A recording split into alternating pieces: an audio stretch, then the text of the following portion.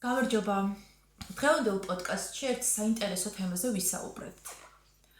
სოფლად მცხოვრები ქალები ხშირად დღიურ ქირაზე სამუშაოდ დადიან ხოლმე და ჩვენ ამ თემასთან დაკავშირებით ამ ორგანიზაციაში სადაც ახლა ვიმყოფებით და პოდკასტი იწერება, გაკეთდა კვლევა დღიურ ქირაზე მომუშავე ქალების საჭიროებების შესახებ, რომელიც 2025 წლის გაზაფხულის პერიოდში ჩატარდა. მისი დამფინანსებელი იყო ქალთა ფონდი საქართველოში. და იმდენად საინტერესო შედეგები ამოვიდა კვლევის ფარგლებში, რომ გადავწყვიტეთ ერთი პოდკასტი ამ კვლევის პოპულარიზებას, ამ შედეგების, ასე ვთქვათ, გავრცელებას და საზოგადოებისთვის ინფორმირებასაც დავუთმოთ. სტუმრად მოვიწვიეთ კვლევარი ნანა ჭაბუკიანი, რომელიც აი ამ კვლევის პროცესში იყო ჩართული. იგი ზოგადად სოციალურ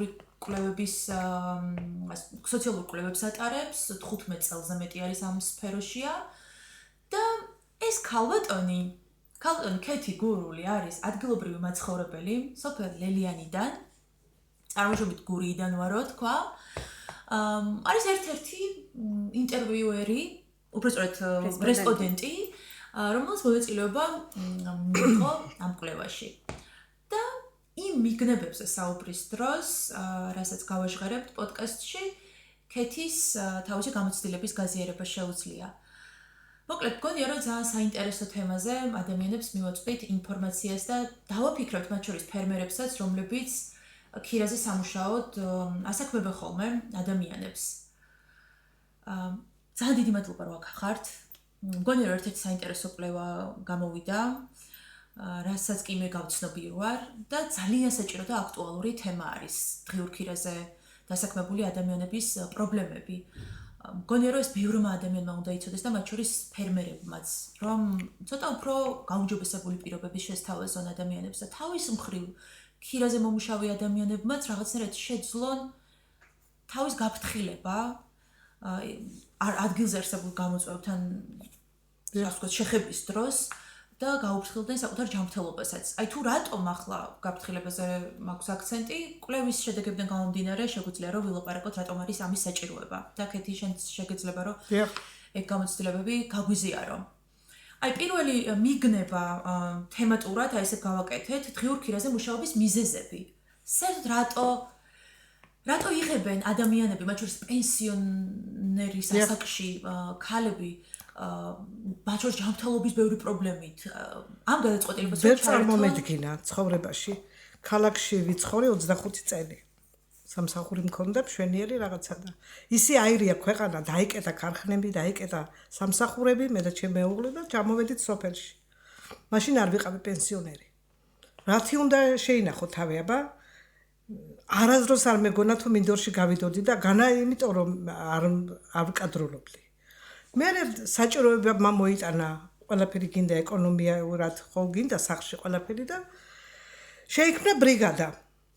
ქალთა ბრიგადა, სადაც გავერთიანდით ქალები, მამაკაცებიც იქ ვენახებში სამუშაოდ, ყველანაირი ოპერაციები ტარდებოდა. თავიდან ძალიან მიჭირდა. აი რაღაც ძალიან გამიჭირდა, მაგრამ მე მივეჩვიე ყველაფერს და გული, აი ეხლაც მიკვნეს ის დღეს, რომ რატო უნდა დაჭერდეს პენსიონერ ადამიანს ქირაზე წასვლა. ყოველდღიურად ელოდები, რომ ფულს როდის მოგცემენ. და იმასაც რო არ გაძლევენ ხანდახან და არის პრობლემები და მთელი ამბები. ხო, და ნანა თავის მხრივ ალბათ შეძლებს იმის გაზიარებას, სხვა ქალების შემთხვევაშიც ეს მიზეზები რა იყო, რის გამოც ადამიანები თუნდაც ამ ასაკში ამ ჯანმრთელობის პრობლემების მიუხედავად წყვეტენ და მიდიან ფიზიკურად საშრომელად. კი, აი პირველ რიგში ცოტა შორიდან დავიწყებ, აი ძალიან გამიხარდა, რომ ამ კვლევაზე მუშაობის საშუალება შეგვეძლო, იმიტომ რომ დღიურ ქირაზე მომუშავე ადამიანები და ქალები განსაკუთრებით რაღაცნაირად უხილავი ჯგუფია, რომელზეც ჩვენს საზოგადოებაში არასდროს არ ვსაუბრობთ და ხანდახან არც ვიცით, რომ ეს ესეთი ადამიანები არსებობენ. შრომობენ, ჩართული არიან ძალიან რთულ ფიზიკურ შრომაში. რომელიც არის ძალიან არასტაბილური, იგივე შემოსავლის კუთხით, იგივე დასაქმების კუთხით, სეზონურობას არის მთლიანად მიბნული. შესაბამისად, ეს ადამიანები აწყდებიან ძალიან ბევრ სირთულეს ამ პროცესში. ამიტომ პირველი კითხვა, როგორც ტასო მახსენე, გაგვიჩნდა, რომ რატომ, რა ძირითადი მიზეზები იყო, რის გამოც ხალხს უწევს დღიურ ქირაზე მუშაობა და როგორც მიზეზები თავის რჩენა პირველ რიგში, რა თქმა უნდა. წამალი გინდა რამე საკვები გინდა რამე და აბა რა იძულებულები ვიყავით, გავსულიყავით, მაგრამ მე მქონდა ესეთი შემთხვევა, რომ წნევამ დამარტყა ვენახში. არავინ გამკითხავი არ არის ამ დროს, თუ ვინმე არ ყავს მეზობელი და რაღაცა და არ არის ეს დაცული, ეს პრობლემებიც უნდა იყოს დაცული, რომ ხარ გაერთიანებული ბრიგადაში და შენზე იქ არ ზრუნავენ. და ეს ზოგს წნევები, ზოგს რატკივა, ზოგს იქ ალერგიას გვაძლევს ვენახში კიდე. ძალიან ბევრი წამლები ეხარჯება ვენახში და ალერგიული ფონი გვაქვს ძალიან დიდი და აი ესეთ სირთულებთან მუშაობთ. მაგრამ რა და საწყენია ძალიან რომ ანაზღაურებაც არ არის იმდენი რომ აი ყველაფერს მიგიწვდეს ხელი. ყველაფერი და არ არის ანაზღაურება ამდენიც. მაგრამ რა უნდა ქნა იძულებულები ვართ. აი რაზეც ქალბატონი ქეთი საუბრობს ახლა არის აი ჩვენს ტერმინებში რომელიც კვლევაში გვაქვს გამოყენებული არის ერთგვარი აი პრეკარიულ შრომას უწოდებთ ამას რომელიც არის ძალიან არასტაბილური შრომა სადაც არაფერი არ არის განსაზღვრული ფორმალიზებული არ არის ეს შრომა და შრომელის უფლებები არ არის დაცული მათ შორის მისი ჯანმრთელობასთან დაკავშირებული საკითხები ხო რომელიც ახლა თქვენ ახსენეთ და ამ კვლევის ფარგლებში ერთ-ერთი მნიშვნელოვანი ნაწილი ეხებოდა სწორედ აი ჯანმრთელობის რაც აგვიღია და ვიხარჯია წამლებში. აი ზუსტად ეს იყო ამ კვლევის ერთ-ერთი მიგნება და დამიდასტურად თუ სწორი ვიქნები ადამიანები იწყებენ დღიურ ქირაზე მუშაობას ძალიან რთული ეკონომიკური მდგომარეობის გამო და როგორც ახსენეთ სხვა შესაძლებლობა არ არის იმიტომ რომ უბრალოდ უნდა გადარჩნენ მაგრამ აი ამ პროცესში იმდენად რთულია ფიზიკურად, იმდენად დატვირთული შრომა არის და მით უმეტეს თუ საპენსიო ასაკს გადაცილებული ადამიანი და შესაბამისად ცოტა ისეთ ასაკში იმყოფება, მის ჯანმრთელობაზე ეს ძალიან ცუდად მოქმედებს და მთელი ეს შემოსავალი, რასაც ეს ადამიანები იღებენ, მე მთლიანად იხარჯება ისევ ჯანმრთელობის ნაწილში. ამიტომ ერთგვარი რაღაცა ჩემი დაკვირვებით, აი რაღაცა წრე შეიკრა, რომ მჭირდება ფული, ამისთვის მუშაობ, რომ მუშაობ, შესაბამისად ჩემი ჯანმრთელობა ზიანდება, იმიტომ რომ არანაირად არ არის დაცული ჩემი ჯანმრთელობისთვის საჭირო გარემო არ არის შექმნილი და შესაბამისად შემდეგ მიწევს უკვე ამ ფულადი რესურსის ისევ ჯანმრთელობის გამოსწორებაში ჩადება. აი ამ წრის გარღვევა ჯერჯერობით ჩვენს ინტერვიუებში არ ჩანს. და ალბათ არის ერთ-ერთი საკმაოდ ისეთი რთული რამ, რასაც ამ ეტაპზე დღიურ ქირაზე მომუშავე ადამიანები ვერ ცდებიან. კი, რა თქმა უნდა, ცხადია, რომ ეკონომიკური პრობლემები არის მთავარი მიზეზი, რის გამოც ადამიანები მიუხედავად იმისა, რომ შეუძლიათ თუ არ შეუძლიათ, მაინც მიდიან და ასეთ სამუშაოზე თანხმდებიან. კვლევის ერთ-ერთი, ასე ვთქვათ, მიგნება ისიც იყო, რომ დღიურ ქირაზე, მათ შორის სტუდენტებიც ან დამამთავრებელი კლასის ახალგაზრდებიც მიდიან ხოლმე, მათ დამატებითი შემოსავლის მიღების მიზანი აქვთ. მაგრამ აინც ძირითად შემთხვევაში ესენი არიან ადამიანები, რომელსაც მძიმე ეკონომიკური მდგომარეობა აქვთ სახლში. უშუალოდ იქ ადგილზე, ველზე მუშაობის დროს მაინტერესებს იქ რა პრობლემები იყო, იქ რა გამოწვევები იყო. უკვე ახსენეთ, მაგრამ რაღაცა ცოტა უფრო კონკრეტულადაც რომ ვილაპარაკოთ, ხო? სიცხე, ძალიან მაგარი სიცხე. შეწამული ვენახები, სადაც შეიძლება რომ მიხვიდე და იმუშაო. დილით ადრე მივდივართ, მაგრამ ჯერ ვიწყებთ დილით ადრე. რომელსაც იწყებთ ხოლმე? აი 7-ზე. 6 საათზე უნდა ავდგეთ, რაღაცა ვიწყებთ, მაგრამ საათები გვაქვს, ჩვენი საათები და ძალიან მაგარი სიცხეში გვიწევს. აი ყოფილა ხოლმე წვიმაშიც გვიმუშავია, რომ ის უნდა დავამთავროთ დაწყებული. თორე ისე ანაზღაურებას არ მოგცემენ. თუ ის შენ არ დაამთავრი ის საქმე და რამდენჯერ ასე მოგვიფარებია ცელოფანი ბეჭებზე და გვიმუშავია წვიმაში. ალერგია კიდე სასწაული, აი ვენახები არის ძალიან დიდი ალერგიას ვიღებთ ვენახებში. ეს შეწამლული როა ვენახი ამის გამო? კი.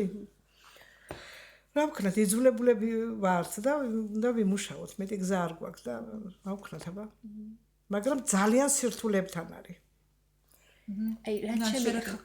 აი რაც შემიძლია ამ ნაწილს კიდე დავამატო არის ის რომ ხო აი კარგად გამოჩნდა ამ კვლევაში რომ შრომითი უსაფრთხოების საკითხები თავისთავად ანუ აი რა თქმა უნდა რომ არ არის გათვალისწინებული იმიტომ კიდევ ერთხელ ეს არ არის რაღაცა ფორმალური შრომის პროცესი ხო შესაბამისად დაცული იქნება თუ არა ეს უსაფრთხოების საკითხები მაგალითად ვენახში მისულ დღიურ ქირაზე მომუშავეს მიაწვდის თუ არა ინფორმაციას ფერმერი რომ ვენახი შეწამლულია და დღეს აქ მუშაობა არ შეიძლება ან მისცემს მისცემს თუ არა ხელთათმანებს, ან მისცემს თუ არა პირბადეს, ან გააფრთხილებს თუ არა ესეც საკითხი, ან შეუქმნის თუ არა მოსასვენებელ სივრცეს, მისცემს თუ არა წყალს, ეს მთლიანად არის დამოკიდებული ფერმერის კეთილსინდისიერებაზე. ანუ დავდივართ ძალიან ისეთ ინდივიდებზე, თუ კარგი დამსაქმებელია რაღაცა პირობებს შექმნის, მაგრამ თუ არ არის კარგი დამსაქმებელი, ეს პირობები არ დახვდება ქირაზე მომუშავე ადამიანს და შესაბამისად აი ესეთი გაურკვეველი კი, რა თქმა უნდა, არავინ არ გეტყვის, რომ შეწამლულია, ან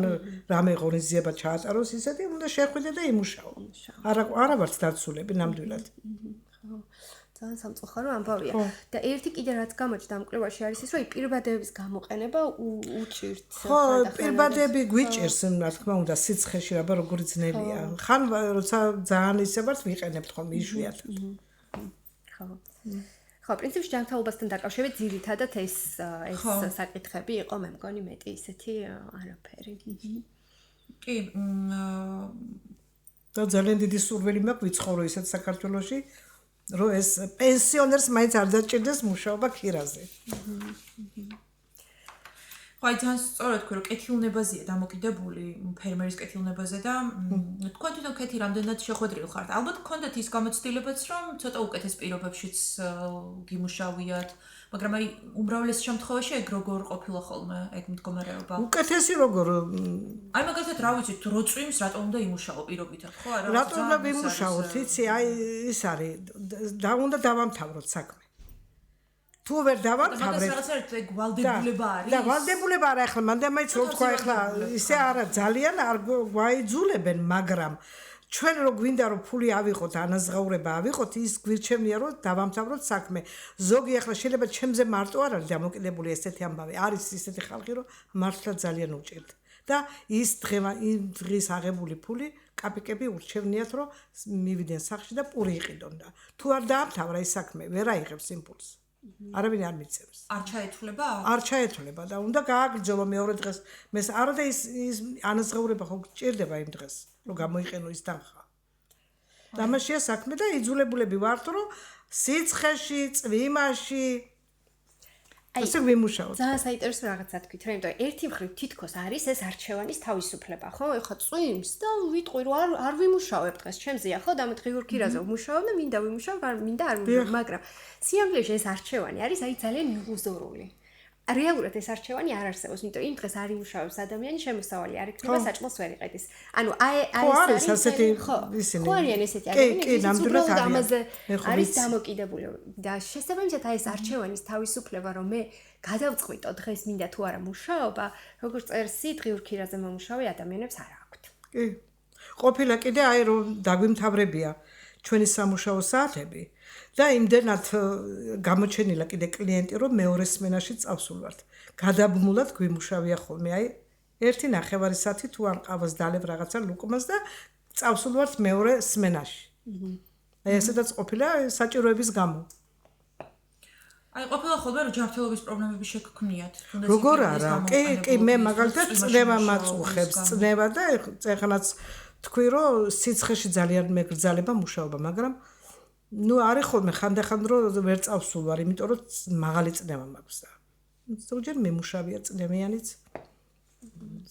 დამილევია წამალი ალერგიის საწინააღმდეგო და აი ესე გვიმუშავია ხოლმე.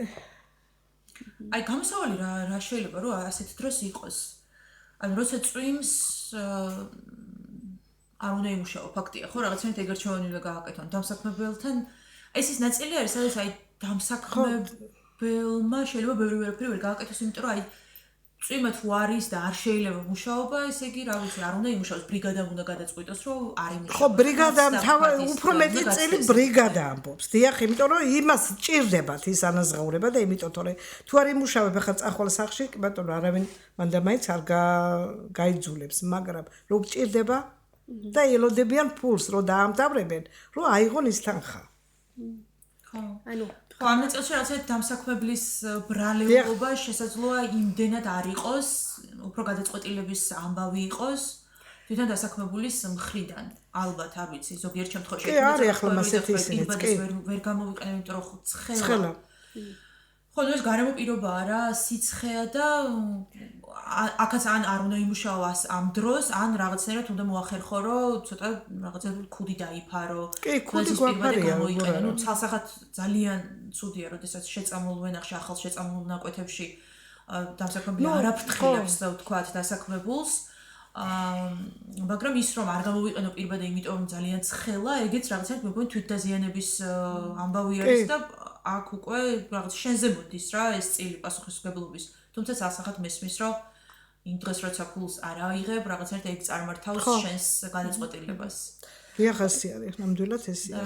და აი ინდივიდუალურ გადაწყვეტილებებს რაღაცნაირად ცდებით, იმიტომ რომ ის სტრუქტურულ პრობლემებამდე მივდივართ. რა იმ პრობლემებამდე, რომელიც ჩვენ საზოგადოებაში არა მარტო ჩვენ, ბევრგან ხო არსებობს, ეს არის ეკონომიკური არასტაბილურობა, რთული ეკონომიკური მდგომარეობა, განსაკუთრებით სოფლად, რომელსაც ვერ აუხვალ. და ამიტომ აი აი კრედიტები გვაქვს პენსიონერებს გამოტანილები და ან კრედიტი ხო გინდა გადაიხადო. ეს ვინ გაპატიებს? თან რამხელა პროცენტით. 32%. მაგრამ ქეთი, აი გაუარესებული ჯანმრთელობის მდგომარეობა, რომელიც ისევ ხარჯად უნდა დაგაწვეს. ამაშია საქმე, დიახ, ზუსტად. მაგრამ რა ვქნათ? აი გამბავია. თითქოს არის რთულია, ძალიან თითქოს აი ისე ჩიხში ხარ, არავინ არ მოდის სახლში შენთან, გინდა თუ არა წამოდი, იმუშავე, მაგრამ რო გჭირდება? ხო და აი არის ესეთი რაღაცები, რომ თუ სურვილი გაქვს, მაქვს ამდენი პლანტაცია, აი იმდენი მწკრივი ვენახი, ესე უნდა გააკეთო, თავი უნდა გადააჭრა, არ უნდა ისაქმნე და გაძლებს სამსახურს. გეგმას გიდგეს, აი ეს უნდა დაამთავრო და გაძლებ ამდენს. ხარ ყოფილა რომ არ შემიძლია ცუდათავარ, ან წდება მაგ რაღაცა, მაგრამ ქალებიც წავიდეთ და წავსულ ვარ ხოლმე და რამდენჯერმე ცუდად გავხდი ნაღველის პრობლემები, წნევის პრობლემები და რა ვიცი, ასე იძულებით, იმიტომ რომ თავის გატანა გჭირდება. ეხლა რამდენი წლის ხარ ქეთი? მე ბევრის. აი ეს ქალებს რასაც აკეთებ. 79 წლის გავხდები 20 ნოემბერს ეხლა. მე და ნანა ერთად ვარ დაბადების. ეხლა გაქვს ხო? მაგარია. მოგილოცავ. ეხარე. ეხლა შემდეგი თემა არის სამუშაო პირობები, რომელიც კონტრაქტით არ არის, ასე ვთქვათ, გამყარებული და რაღაცნაირად გარანტია არ აქვს, რომ პირობას, ვთქვათ, დამსაქმებელი შეასრულებს. მაგალითად, რის პირობას?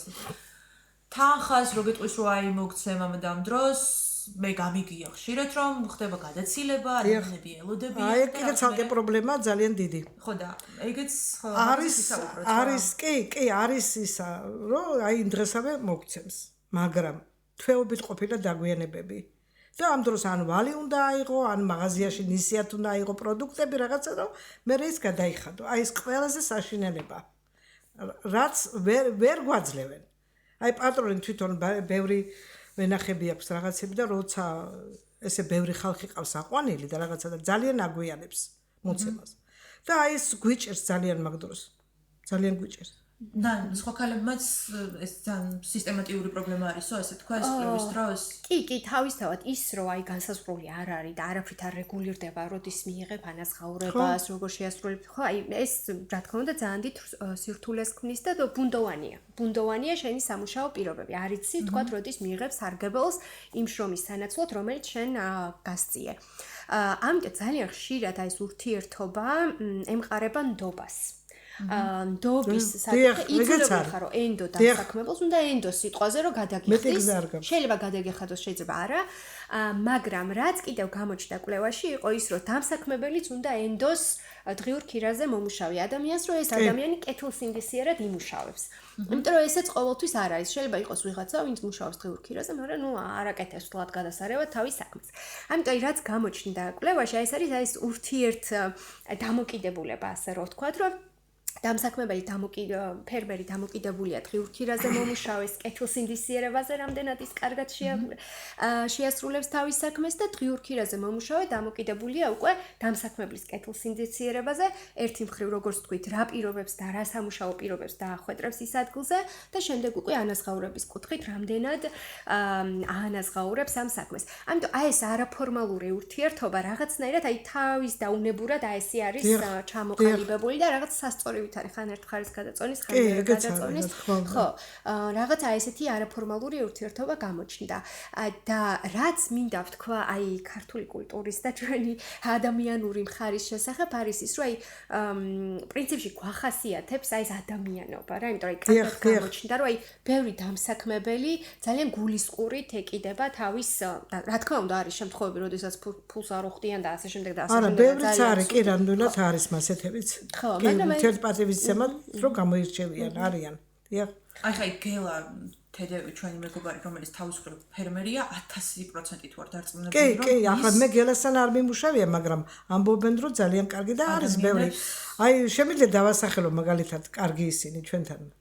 სხვადასხვა კვლევის ფარგლებში თვითონ დამსაქმებლებიც იღებდნენ მონაწილეობას. ეს იყო ხო, ნანა? კი, დამსაქმებლებიც იღებდნენ მონაწილეობას და აი მაქედან გამოჩნდა ეს ურთიერთდობის საკითხი, რამდენად მნიშვნელოვანია. ანუ, როდესაც ფორმალური საზღვრები არა გვაქვს თანამშრომლობის და ურთიერთობის, აი მაშინ შემოდის ეს არაფორმალური შეთანხმებები, არაფორმალური საკითხები, სადაც აი რაღაცა ბუნებრივად უნდა დაბალანსდეს ურთიერთობა დასაქმებელს და დამსაქმებელს შორის, ხო? და ხო, რის თქმა მე მაგალითად შემიძლია დავასახელო ძალიან კარგი დამსაქმებლები, გიორგი ბუზალაძე. აკალელიაში? დიახ, ვიხარია მაგასთან მუშაობა. მართლა რა აქვს? ვენახები. ვენახები. ვენახები აქვს ბევრი და გვამუშავებს. გია კობერიძე კეტრებში, ბადრიჯნე ბოსტნეულობა გვიმუშავია და კარგი გადამხდელია და კარგი პატივისმცემელი და ყურადღებიანი ბიჭები არიან ორთავე. არიან ბევრები.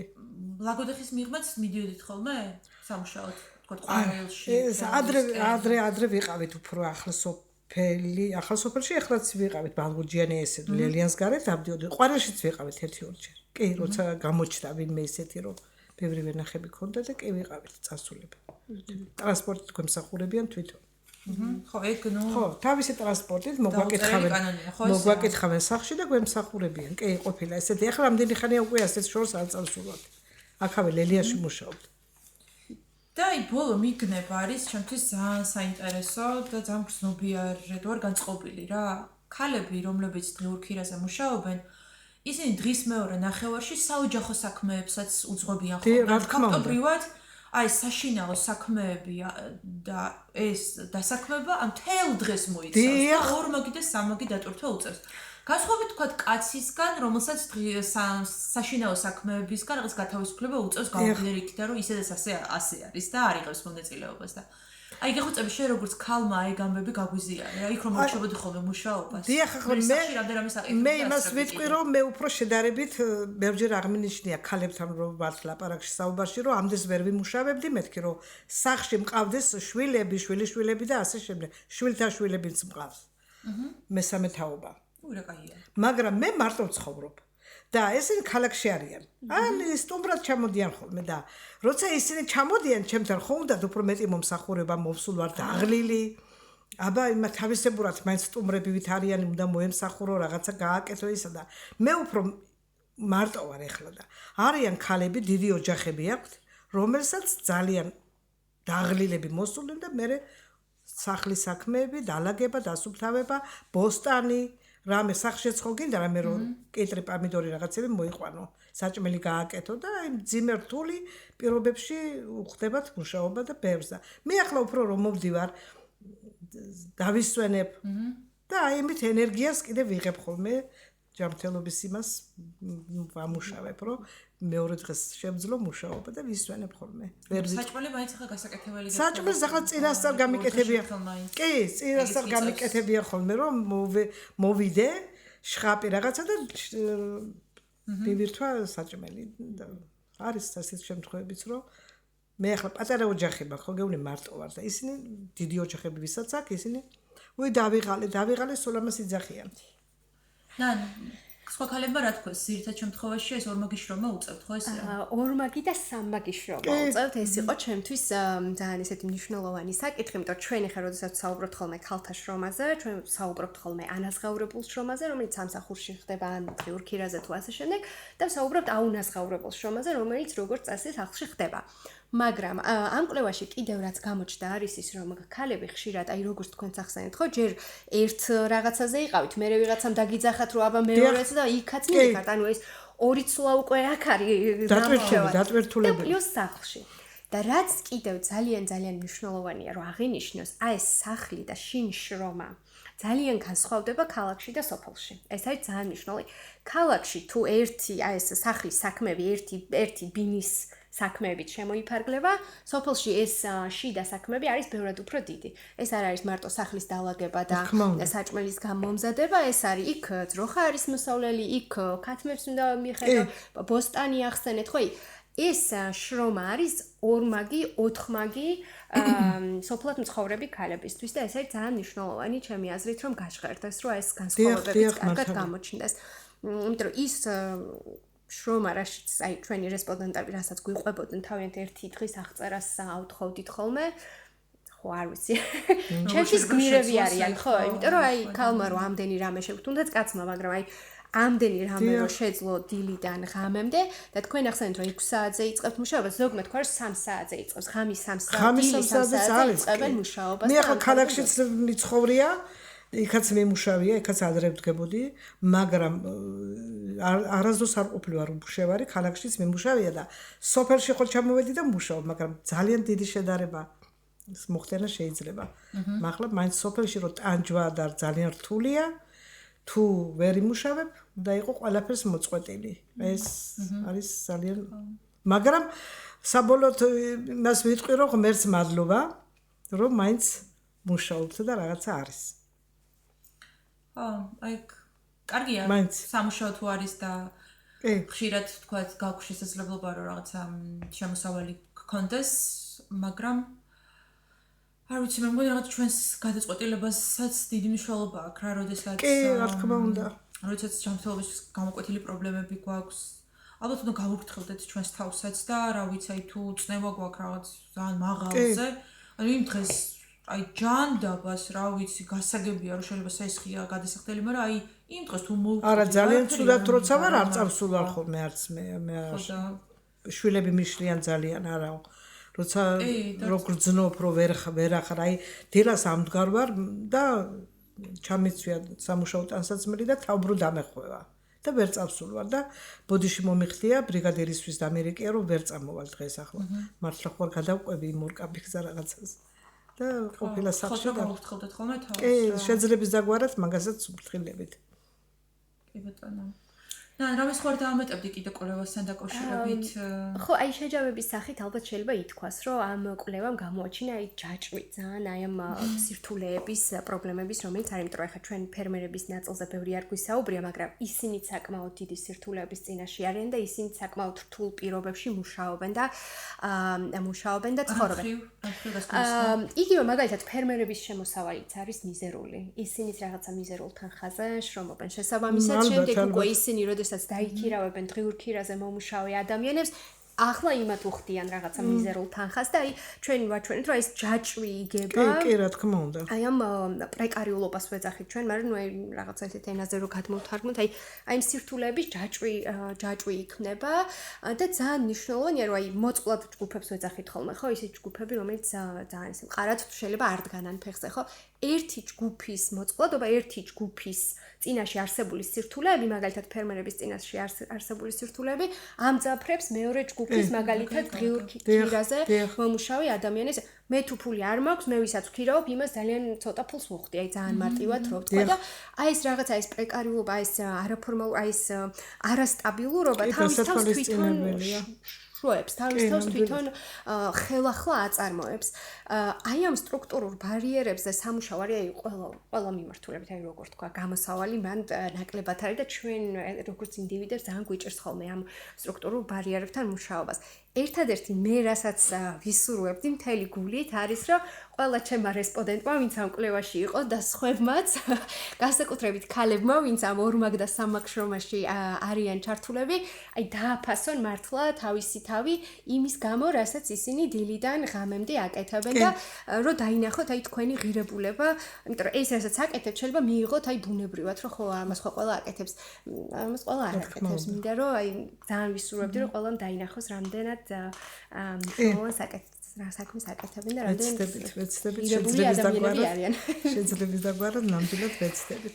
ამ კვლევაში მონაწილეობა მიიღეს ასევე ეთნიკურად აზერბაიჯანელმა ქალებმაც და ვამაყობ ამ ფაქტით და გქონდა ამ თემშიც მუშაობის გამოცდილება და მაინც ისე გამოჩნდა, რომ არაფრით არ განსხვავდება, თქვათ, სხვადასხვა ეთნიკური ჯგუფების პრობლემები, ანუ ქალებს იქაც უწევთ ზუსტად ორმაგი, სამაგი შრომის გაწევა, იმიტომ რომ საოჯახო საქმეები, როცა იქ მორჩებიან, გასაგრძელებელი არის და სხვა მთელი რიგი კიდე რაღაც პრობლემები, რომელიც თქვათ დამსაქმებლებთან ურთიერთობის დროს გამოიკვეთა თუნდაც და ხო შენ ძალიან სწორი თქვი, რომ მგონი რაღაც გამოხატავს ქვეყანაში არსებულ მდგომარეობას ზოგადად ეს პატარა კვლევა ერთ მუნიციპალიტეტში ჩატარებული, რომ პრობლემები აქვთ დამსაქმებლებსაც, ასე ვთქვათ, ფერმერებსაც, რომელიც ყველა ძლიერი არ არის.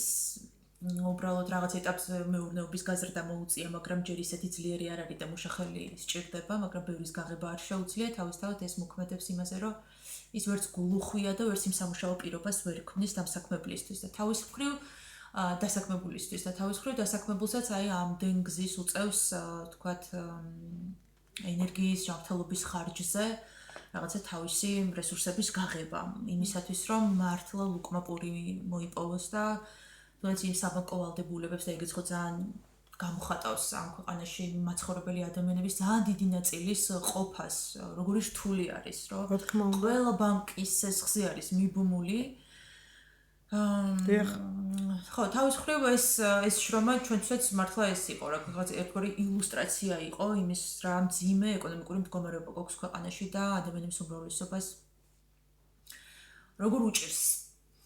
მე ჯანმრთელობას გისურვებთ. რაღაცა უფრო მსუბუქ ხანდაზმულ პერიოდს, ხო? ალბათ. მინდა რომ დიდხანს იყოთ, ძალიან ლამაზი ხართ, ძალიან მართლა. სულ გამოპრენჭული დადიხართ ხოლმე ჩვენთან. აუ ეგ მინდა ვახსენე, რომ აი მე ხა ბევრი რაღაც შეიძლება არ ვიცოდი. მიყვეს პრანჭიაობა ქალაქში მივეჩვიე. შესახებ. მაგრამ აქ აი ძალიან ხშირად მოდიხართ, მაგას ხედავ და სხვადასხვა საგანმანათლებლო პროცესში ხართ ჩაბმული და ეგ ხო აი ჩემთვის კიდე ის არის რაღაცა შთამბეჭდავია რა, რომ მიუხედავად ყველაფრისა, რაც თქვენს ცხოვრებაში ხდება, თქვენ მაინც არ წყდებით არც აი ამ კულტურულ შემოქმედებით. ძლიერი უნდა იყო. მე ეს წავს, დედაჩემ ამას სწავლა ეგ გამოთქმა, არ უნდა დაეცე, რაც არ უნდა სირთულეები ნახო და უნდა იყო ძლიერი და არ უნდა აჩვენო სხვას შენი გაჭირება და შენი სირთულეები და ეს ამით მივყვები ამ ცხოვრებას და ვცდილობ რომ ვიყო ძლიერი და ვიყო ცოტა მოწესრიგებული. ძალიან მაგარია, ხო, ალბათ ეს რაღაცა შინაგანი ძალა გამოიხატება. კი, აი მე მაძლიერებს. მე ახლა მაძლიერებს მაგალითად რომ მეტყვიან კომპლიმენტს მეუნებიან, კარგად. აი მე ეს მაძლიერებს. ასეთი ვარ. ხო, ყველაზე კარგად მოქმედებს რა. ხო, ყველაზე კარგად კი რა თქმა უნდა. ხო, ეხლა მახსენდება აი ჩემს სოფელშიც ბრიგადაში ვინც არიან ხოლმე ქალები, მართლა ყველა რაღაცა გამორჩეულად ძლიერი ადამიანია და აი ცხოვრებასთან ბრძოლაში მუდმივად რა, მიუხედავად იმისა, რომ ბევრი სირთულე აქვთ. ხნეობა მოგცეთ ღმერთმა. ნან, შენ ძალიან დიდი მადლობა ამ პროცესში, ამ მნიშვნელოვან პროცესში მონაწილეობისთვის და იმ პროფესიონალიზმისთვის, რომელიც ეტყობა ამ პატარა კვლევას, რომლის, ასე ვთქვათ, გამოქვეყნების შესაძლებლობაც გვექნება ლინკის სახითაც შეგვიძლია რომ დაურთათ ჩვენს პოდკასტს და ადამიანებს მოგეცემათ საშუალება რომ ამ დოკუმენტს გაეცნოთ და უფრო მცირე-მისეულად მიიღებთ წარმოდგენას დღიურ ქირაზე დასაქმებული ქალების პრობლემებზე. დაგემშვიდობებით, საინტერესო თემებით და საინტერესო სტუმრებით შევხვდებით მომავალ პოდკასტში. ძალიან სასიამოვნო იყო თქვენ ერთ კაი გოგონებთან მუშაობა. ჩემ ფრიდანაც დიდი მადლობა. მადლობა და დროებით.